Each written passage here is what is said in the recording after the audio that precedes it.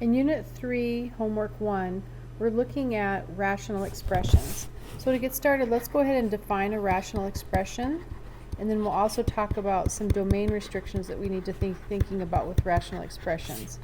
So a rational expression is basically an expression that has a numerator and a denominator.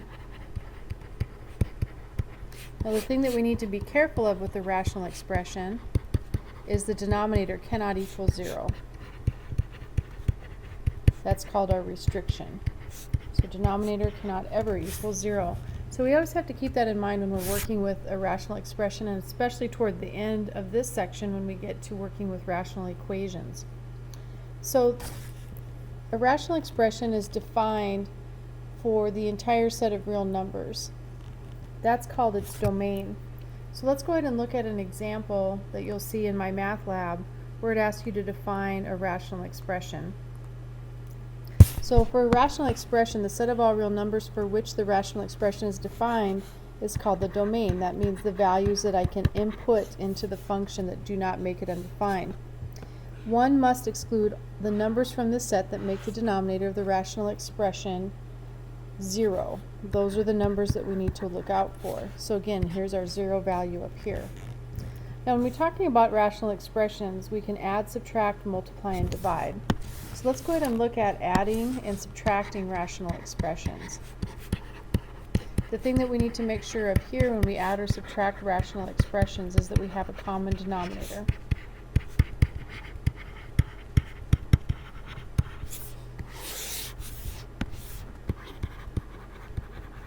That means both the denominators have to be the same before I can add or subtract them. Now when we multiply rational expressions, it's pretty easy. We just go ahead and multiply straight across. No common denominator needed.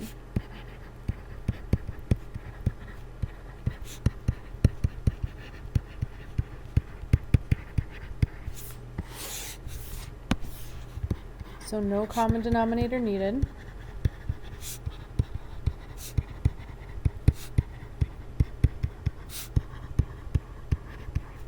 We just multiply straight across.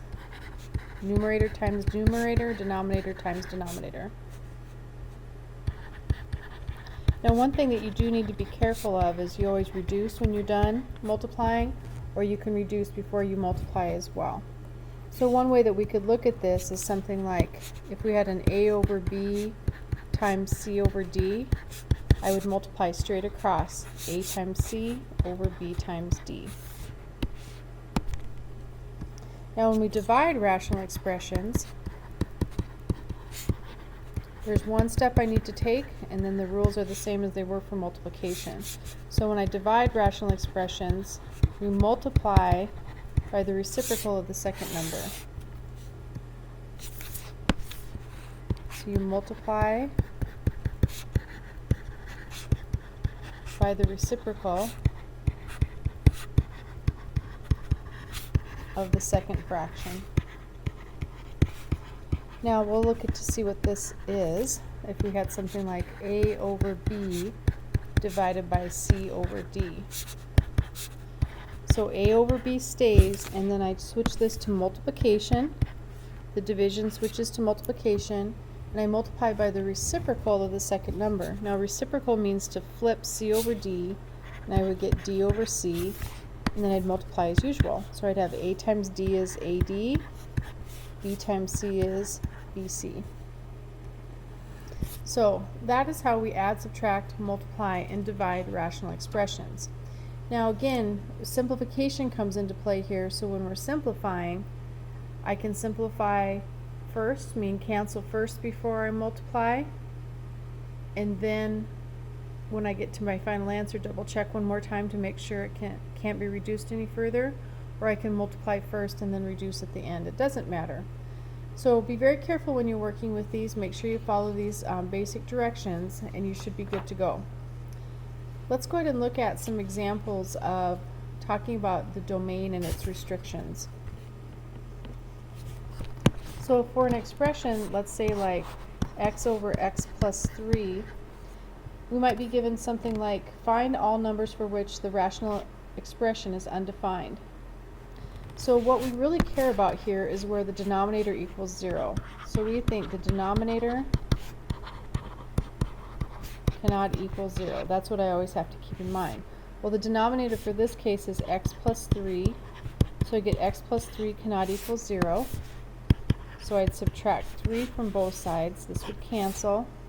And basically I get x cannot equal negative 3. That's my domain restriction. So in an example that you'll run into in my math lab, it'll say type the values for which the rational expression is undefined. So I would have to say the rational expression is undefined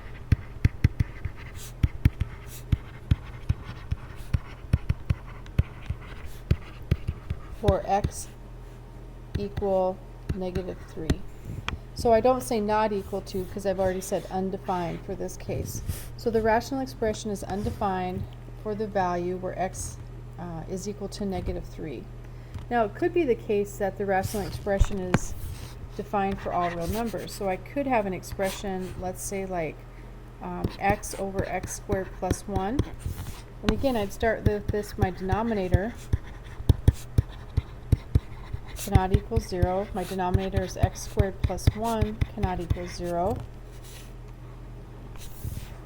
We go ahead and subtract 1 from both sides, and I get x squared cannot equal negative 1. Well, if I'm trying to solve for x, I'd take the square root of both sides here, and right now I'm in the complex number system because I'm trying to take the square root of a negative number. So I get x cannot equal plus or minus the square root of negative 1.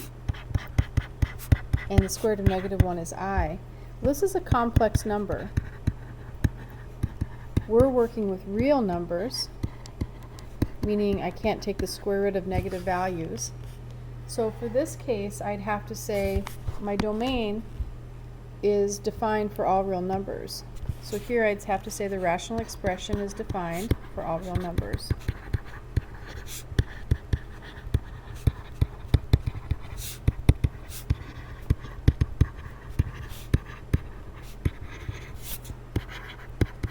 And again, real numbers. Complex numbers I do have a problem with, but we're working in the real number system. So I need to keep that in mind. Now sometimes I can be given a quadratic in my expression. I could have something, let's say like x minus 2 over x squared plus 5x plus 6. Okay, so I still have the same case. The denominator cannot equal 0. So my denominator is x squared plus 5x plus 6 cannot equal 0. Again, I hope that this factors. If not, I'll have to use a quadratic formula. And this does factor into x plus 2 times x plus 3. So here I have x plus 2 cannot equal 0, or x plus 3 cannot equal 0. In this case, I'd subtract the 2 from both sides. X cannot equal negative 2. Subtract 3 from both sides. I have x cannot equal negative 3. So here, I have to look at the values for which the rational expression is undefined as these two numbers. So the rational expression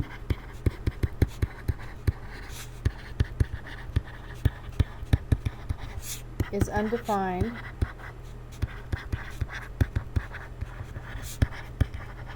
for negative 3 and negative 2. So up here, the rational expression is undefined for x equal negative 3. Down here, same thing, we have two values, so negative 3 and negative 2. So you have to kind of keep your eye out for those values where it's undefined. Now, a lot of times you're asked to simplify a rational expression. Now, the problem that we were just looking at, I couldn't simplify it. Let's go ahead and look at an example where it might be possible to simplify the rational expression.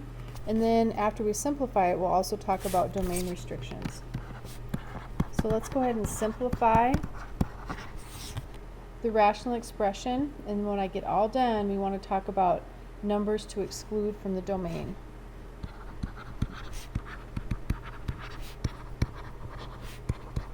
Now, one thing that we need to be careful of when we're thinking about simplifying an expression there's no equal sign. I'm not trying to solve for x. I don't want like x equals 7 or x equals 2/3.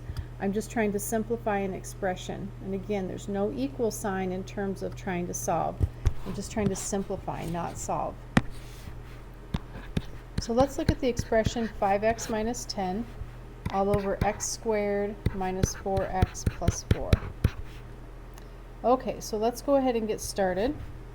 First of all, when I'm trying to simplify, I want to try and factor as much as possible, and then hopefully something that I factor will eventually cancel. So in the numerator, I can factor out of 5. I'll have 5 times the quantity x minus 2. Now in the denominator, x squared minus 4x plus 4 factors into x minus 2, x minus 2. Now right here is where I want to talk about my domain. The domain would be the denominator cannot equal 0. Now I want to do this before I start canceling. So I do this before canceling. So I have x minus 2 times x minus 2 cannot equal 0.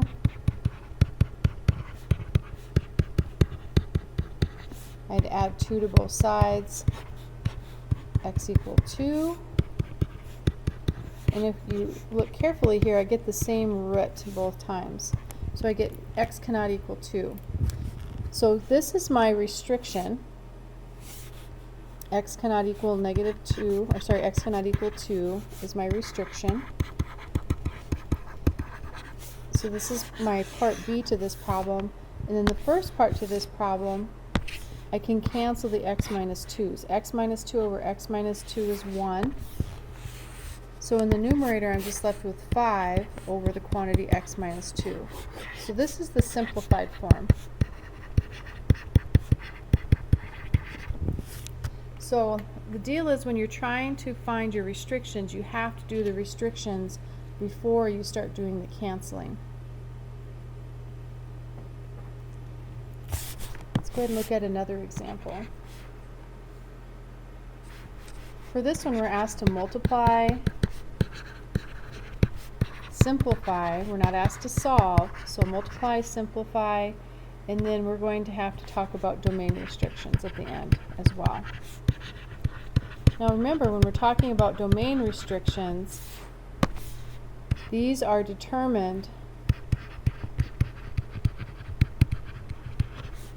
before simplifying. And this is an important lecture quiz question. So domain restrictions are determined before simplifying. So keep that in mind. So for this example, we'll have x squared minus 9 all over x squared times the quantity x squared minus 3x over the trinomial x squared plus 6x minus 27. You know, remember with multiplying, I can multiply straight across, but we don't want to multiply straight across because I'd have a binomial times a binomial and a monomial times this trinomial. What we want to do is factor first. So x squared minus 9 is x plus 3, x minus 3. Now this x squared minus 3x doesn't factor in terms of a product of binomials, but I can pull out a monomial. So I'd factor out an x times x minus 3. Now for my denominator, I still have this x squared. And if you want to, we could think about that as x times x. Now this x squared plus 6x minus 27 factors as well into a product of binomials. So I think we'd call this 9 times 3 is 27.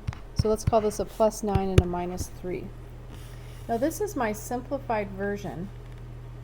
And because it's my simplified version, this is where I determine what my domain restrictions are. So remember, the denominator cannot equal 0. So our denominator in this case is x times x plus 9 times x minus 3 cannot equal 0. So what we're going to do then is we set each of these pieces equal to 0, each of these factors equal to 0. So I get x cannot equal 0 from here, x cannot equal 0 from here, so it's the same restriction, but what we're going to do here is we're just going to make sure we mention them all. Then we have x plus 9 cannot equal 0, and x minus 3 cannot equal 0. Now these are both already solved for. They're the same restriction. So we'd subtract 9 from both sides, and you get x cannot equal negative 9. We'll add 3 to both sides, and I get x cannot equal 3. So I have 4 restrictions here. 2 of them are the same. So for my restrictions,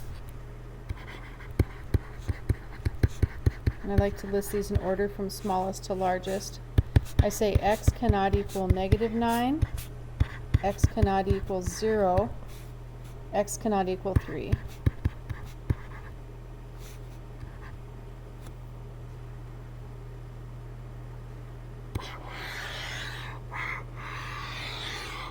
So those are my restrictions. Now, we haven't finished the problem yet. That's actually part 2 of this problem, because we always have to determine the restrictions before we simplify. So up here in my expression where I was simplifying, let's go ahead and take this and now come down here and start canceling to find the simplified version. So when we start canceling, we can see that we have an x minus 3 that cancels.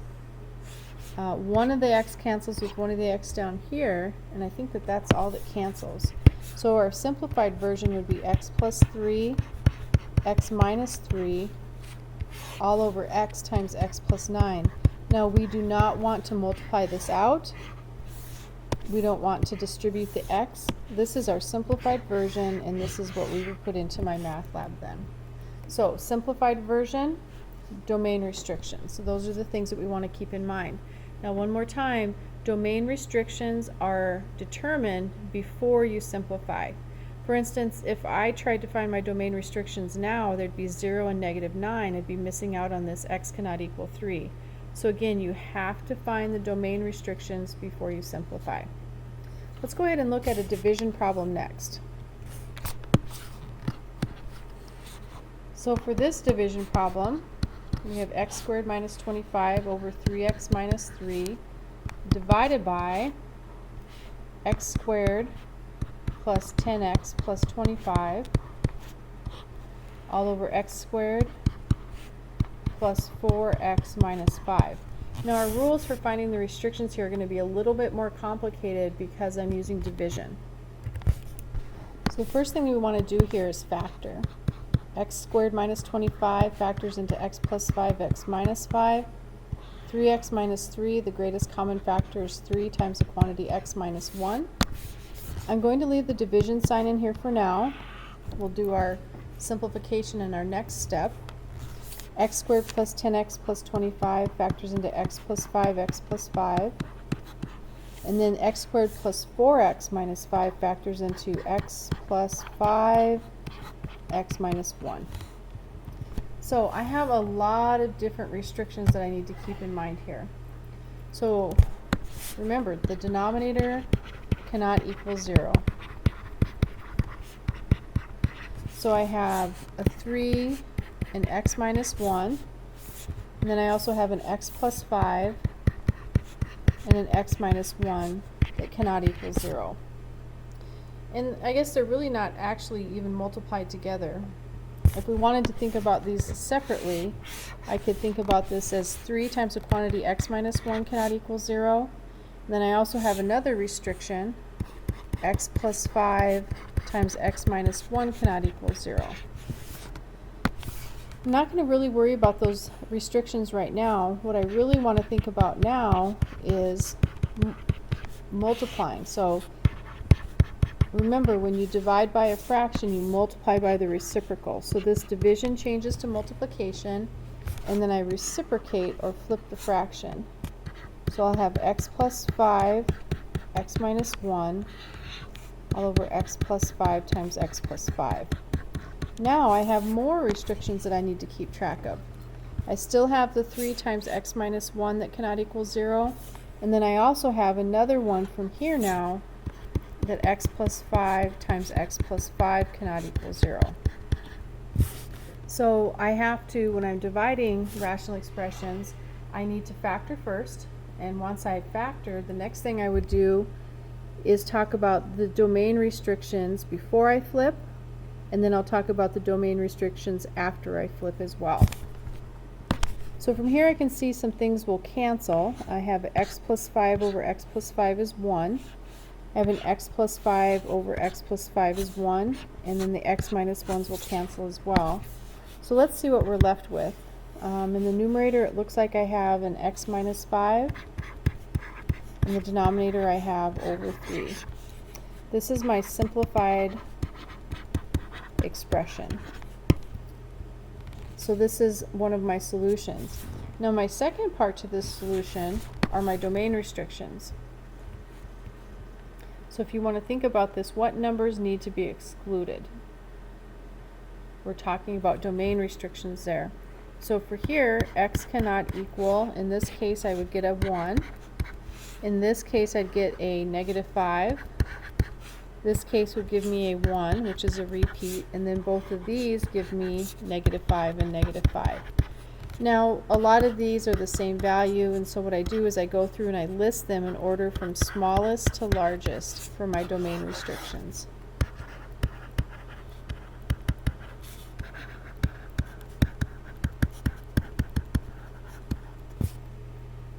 So again, for division, I have two spots I need to find domain restrictions. I have to factor first, and this is before I flip or before I reciprocate, and then after I reciprocate, I need to find them. Now when we're asked to add and subtract rational expressions, remember you need to have that common denominator. If you're not given a common denominator, you need to find one. So let's go ahead and look at a couple of examples here. For our first one, let's go ahead and look at adding. Actually, for this one, let's go ahead and subtract.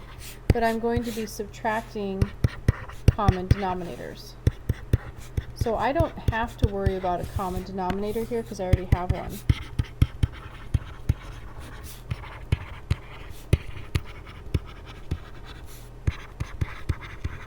Now this one's a bit of a trick because I need to make sure that this negative distributes to everything after it. So if I had to rewrite this, this would be x squared plus 4x, and then this minus sign would distribute here to a minus x squared, and then the minus sign would distribute us here as well. Minus a negative 12 is the same as a positive 12. And this is all over x squared plus x minus 6. Next thing we would do is combine like terms.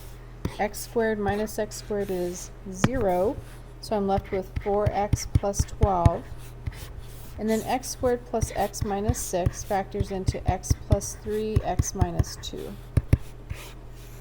Okay, now remember our job here is to simplify completely. Now before I start canceling though, I need to find my domain restrictions. So again, the denominator cannot equal 0.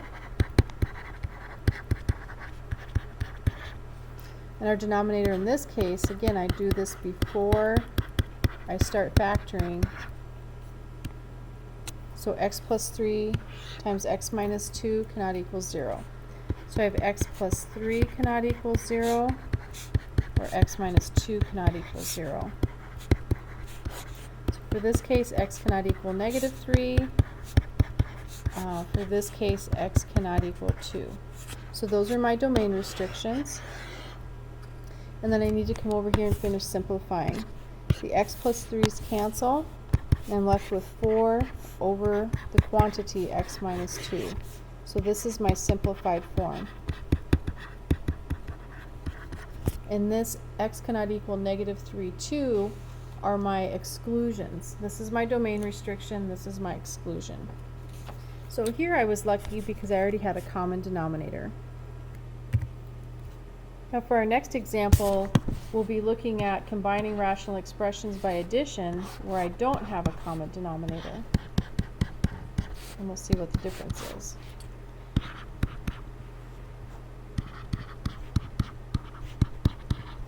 Okay, so to get started, we don't need a common denominator. Or sorry, we don't have a common denominator. We need a common denominator.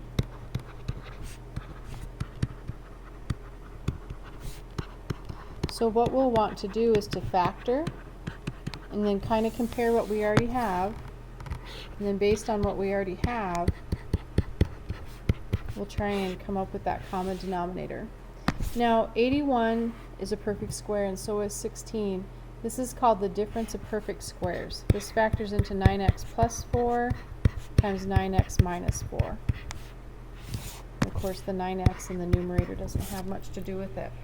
Now my common denominator here will be 9x plus 4 times 9x minus 4. I already have the 9x plus 4 here, so I need to multiply top and bottom by 9x minus 4. So what we have then is 7 times the quantity, 9x minus 4, plus 9x, and that comes from 7 times the quantity, 9x minus 4, plus 9x, and this is all over 9x plus 4 times 9x minus 4. Now one thing I don't want you to do is you can't cancel the 9x minus 4's because there's no 9x minus 4 over here.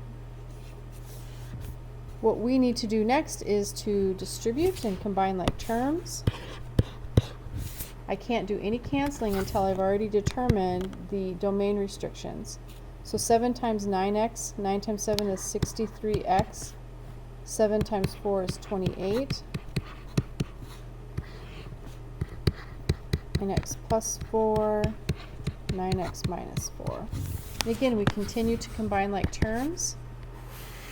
So I have 63x plus 9x would be 72x minus 28 over 9x plus 4, 9x minus 4.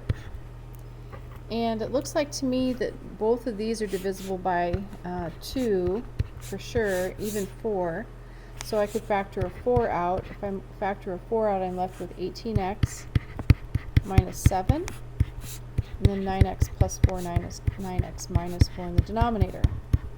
Now this will not factor any further. This is my simplified form.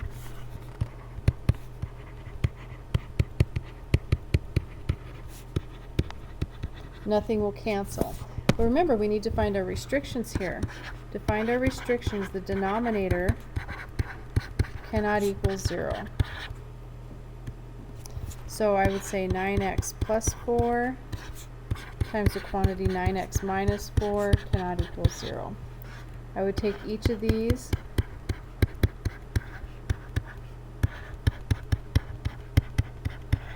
we'd subtract 4 from both sides, divide through by 9, and I get x cannot equal negative 4/9. Here I'd add 4 to both sides, divide both sides through by 9, x cannot equal positive 4/9. So these are my restrictions.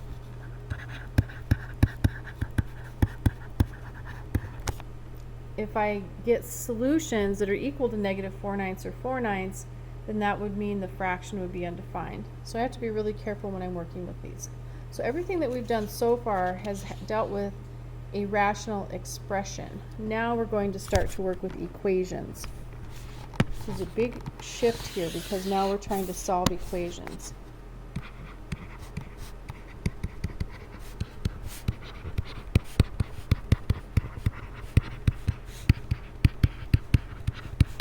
Now all the problems I did before were called expressions because there was no equal sign in the original problem. Here I have equal signs and I'm trying to solve. I'm trying to find that value of x. Now when we talk about solving an equation, we need to make sure that we never violate any of the domain restrictions that we just were finding up above. So we have quite a few different types of solutions that we can get here. So to start with, we'd have to say an equation that is true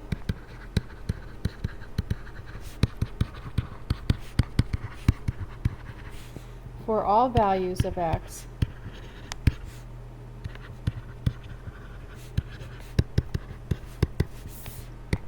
is called an identity.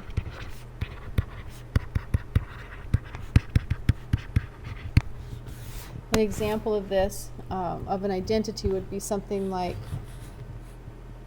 let's say 3x plus 2 is equal to 2x plus x plus 3 minus 1. Now if we look at this, on the left hand side I have 3x plus 2. On the right hand side, if I simplify this, I'd have a 3x plus 2 as well. So no matter what value of x I plug in here, it will be a true statement. I could plug in any number possible and this would be a true statement. It's called an identity. An equation that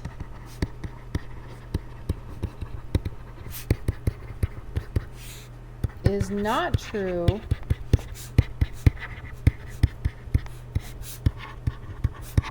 for any value of x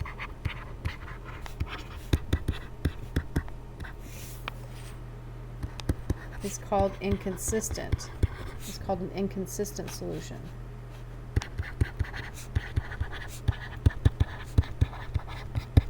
So an example of this would be something like 2x equals 2x plus 3.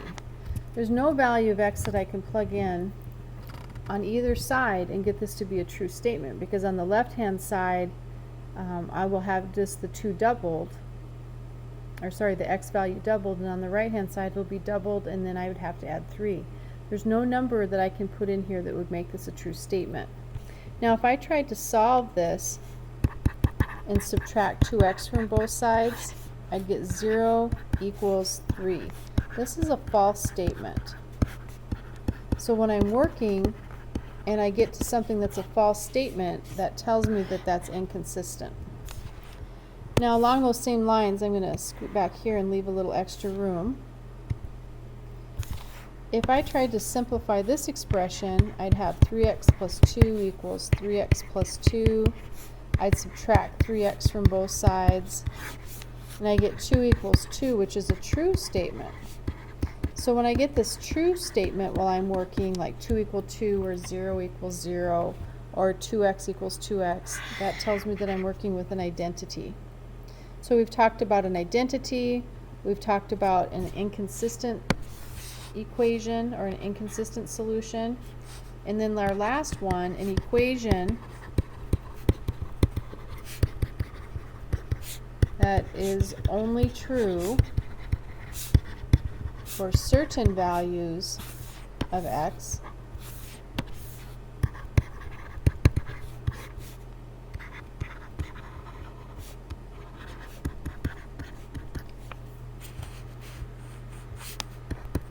is called a conditional equation. Now we run into conditional equations a lot. For instance, we could have something like 3x equal 2x plus 4. So when I go through and solve this and subtract the 2x from both sides, I get x equal 4. So this is conditional based on the fact that it's only true when x is 4. So these are some of the cases that we can come across when we're working with solving these. Now another nice thing about solving rational equations is a lot of times you can graph these on your calculator to kind of get a visual to see what's going on with these. And we'll be doing that with most of them. So go ahead and grab out your calculators. So we're not asked to simplify, we're asked to solve. So x plus 6 over 5 equals 2 minus the quantity x plus 5 over 2. Now this minus sign distributes to everything after it. Now if we were to graph this, we would have to make sure it's set equal to 0. So I'd have the x plus 6 over 5. I'd have to subtract the 2 across, and then I would have to add the x plus 5 over 2 and get this set equal to 0, and that's what I would graph. So let's go ahead and graph this. Now we have to be careful that we have the x plus 6 in parentheses. So I have x plus 6 over 5. And remember, we subtracted over that 2. And then we added over, we need to have this in parentheses as well, x plus 5, close parenthesis, divided by 2. So we're going to graph this. We may need to adjust our window but we're trying to figure out, does this cross the x-axis to give me a solution? And if it does cross the x-axis, what value is that? Where is it undefined? Well, it looks like to me this is a nice line. I'm going to change my window a little bit here. Instead of negative 40 to positive 40, I'm going to go negative 5 to 5. Let's have a look. And hopefully this will help me see where it crosses a little better. It looks like it crosses between a negative 2 and a negative 3. So that's good to know. It looks like I have one solution, and that solution is between a negative 2 and a negative 3. Now if I want to know for sure what that is, I could go look at my table, but again, my table is not going to give me a decimal value. It usually only gives me integer solutions depending on how I have it set up, but integer solutions are usually what I can expect. So we could do second table, and I should be able to find what's going on between negative 2 and negative 3. Now between negative 2 and negative 3, notice I switch from negative to positive on the y-axis, so that tells me I cross somewhere between negative 3 and negative 2. So to find that exact value, I go second calc. I choose value number 2 to find the 0 of my function. Now left bound I could arrow over if I wanted, or I could just put in a negative 3. And then my right bound would be a negative 2, or I could arrow over. But see how I'm covering either side, and then my guess I can just leave at my last value. And I get my 0 to be a negative 2.428571. So when I get all done with my problem here, I should be able to double check what I get for my answer, and as a decimal approximation, it should match what we just found using the 0 function on our calculators.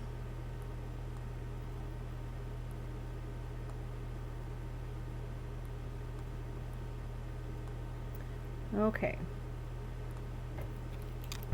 so I know my solution is right about there, and to be very specific about it,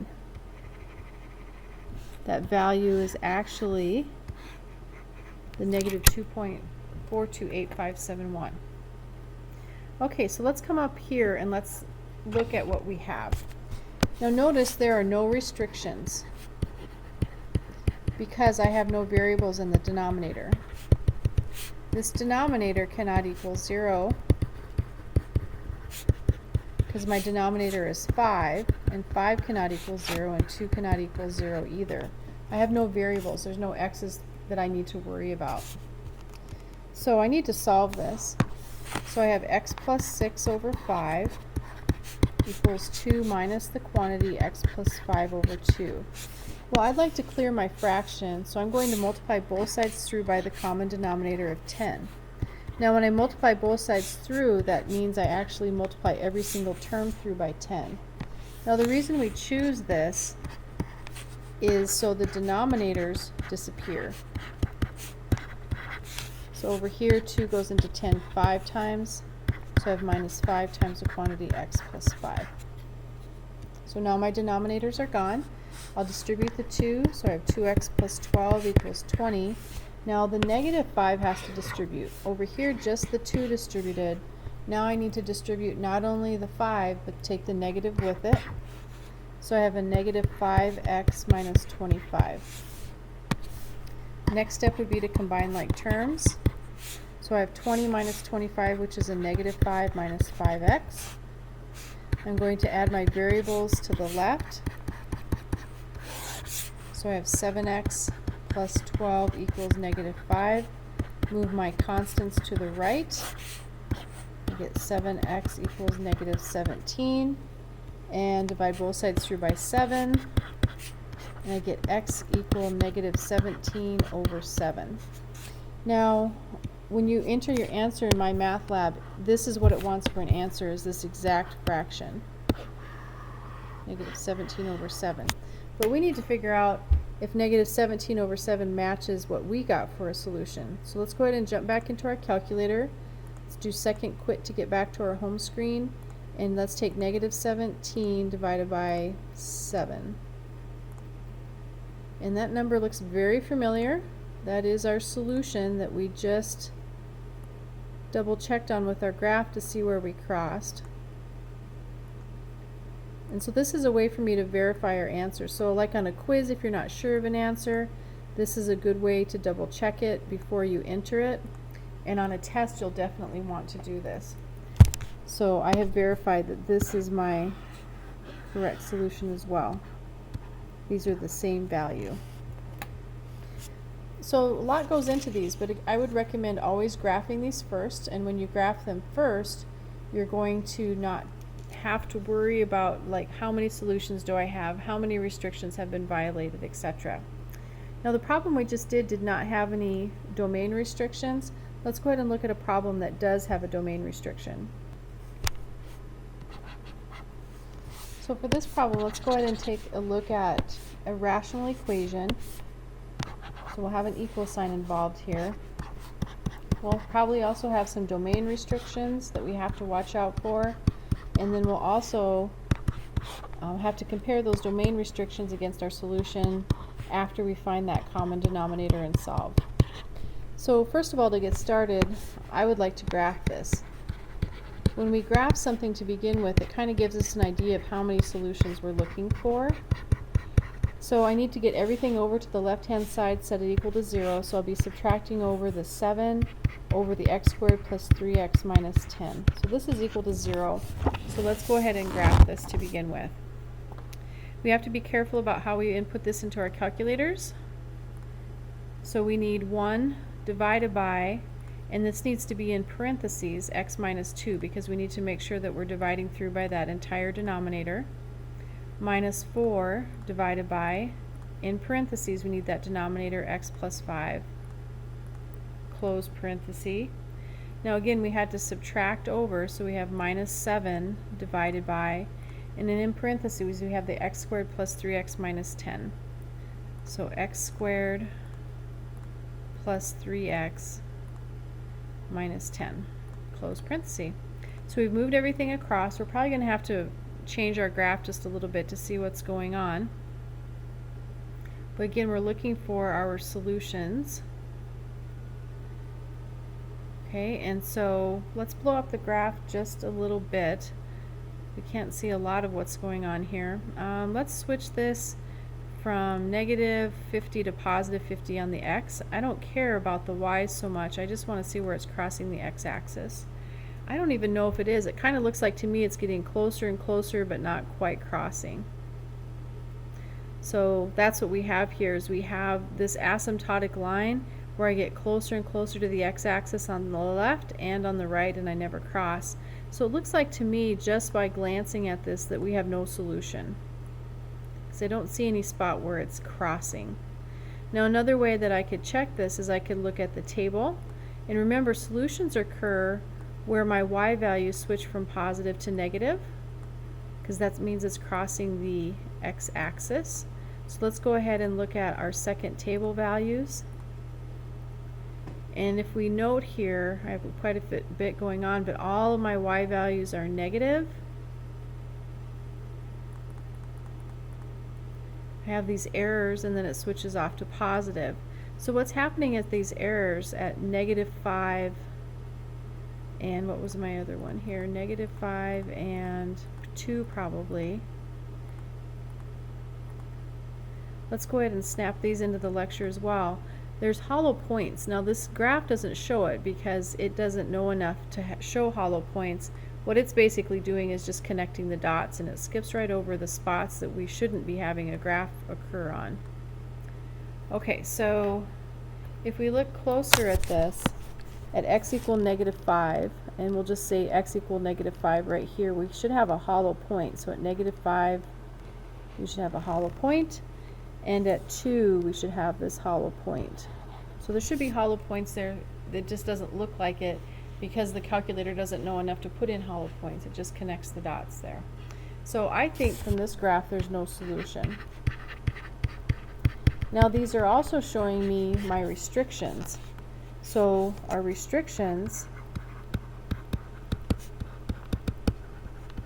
are that x cannot equal negative 5 or 2. So the graph is actually showing us quite a bit. Those are my restrictions. Now let's go ahead and solve this by hand and see what we get for a solution there. Remember, I have 1 over x minus 2 minus 4 over x plus 5, and on the right hand side I have a positive 7 over x squared plus 3x minus 10. I'm going to go ahead and factor that x squared plus 3x minus 10 into x plus 5 times x minus 2. Now what I want to do is clear the fraction by multiplying through by the least common denominator. So I'm going to multiply every single term by x plus 5, x minus 2. X plus 5, x minus 2 on the right, x plus 5, x minus 2 on the left to both terms. Now what happens here is these cancel. The x plus 5s and the x minus 2s cancel. Here the x minus 2s cancel, and here the x plus 5s cancel. So I am left with this 1 times x plus 5 minus 4 times the quantity x minus 2 equals 7. Minus 4x plus 8. Combining my like terms, x minus 4x is a minus 3x. And then I have 5 plus 8 is 13 here, equals 7. So finishing, we'd subtract 13 from both sides. And I have minus 3x equals 7 minus 13 is minus 6. Divide both sides through by a negative 3. And it looks like I do get a solution here. I get x equal 2. This is called a potential solution.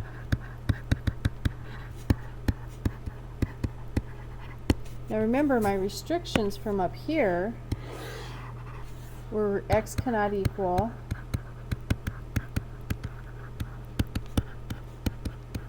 -5 or 2.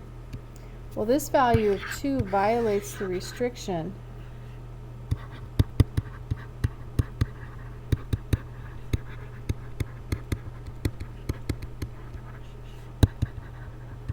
That x cannot equal 2. And because my only potential solution violates the restriction, I'd have to say, therefore, there is no solution. So if you wanted to talk about the fact that there was no solution here, there's no solution, so we would call this inconsistent if it asks. So sometimes they will ask, sometimes they will not, but if there's no solution, if there's no such value that I can plug in to get a solution for this, no value that I can plug in at all, that means there is no solution and it's inconsistent. So you have to watch out for that. Now again, if I go through and I work through the problem and I get an answer, that's called conditional. If I go through and work through the problem and I get a true statement at the end, that would mean that it's true for all real values or all real numbers of x, and that's called an identity. Now the last part of this will be working through a few more of these types of equations, and some will be inconsistent, some will be conditional, and one might even be an identity. So work carefully. If you have questions about the lecture, please bring those questions to class. Stop by my office, or you're always welcome to drop in at the Math Center as well. Good luck.